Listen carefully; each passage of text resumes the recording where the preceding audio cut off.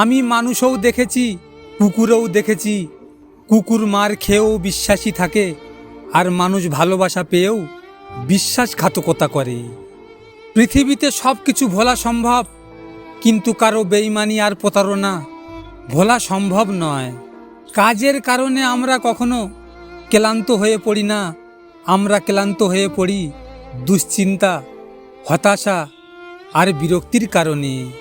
কখনো কাউকে তার বর্তমান পরিস্থিতি দেখে অবহেলা করবে না। মনে রেখো, সময়ের চাকা অনবরত ঘুরতে থাকে। গরিবকে নিয়ে কখনো মজা করো না, কারণ গরিব হতে সময় লাগে না। লোকে তোমার প্রশংসা করলে তুমি খুশি হও না, আবার লোকে তোমার নিন্দা করলেও দুঃখ পেও না, কারণ লোকের কথায় কয়লা সোনা হয়ে যায় না। কষ্ট হলেও ভিতরের ক্ষতগুলো নিজের মধ্যে রেখে দিন, কারণ মানুষ মলমের জায়গায় লবণ লাগাতে বেশি ভালোবাসে। মুখ দেখে নয়, ব্যবহার দেখে মানুষ চিনুন, কারণ চিনি আর লবণের রং একই হলেও স্বাদ কিন্তু আলাদা। কার জন্য এত মায়া?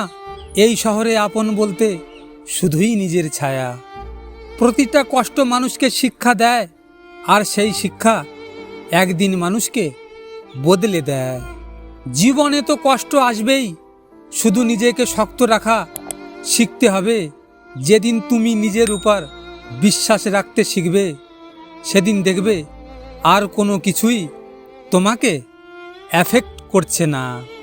শত্রুর সাথে লড়াই করে জিতা যায়, কিন্তু ভাগ্যের সাথে লড়াই করা যায় না। ভাগ্যে যা আছে তা হবেই। সৎ কর্মই শ্রেষ্ঠ ধর্ম।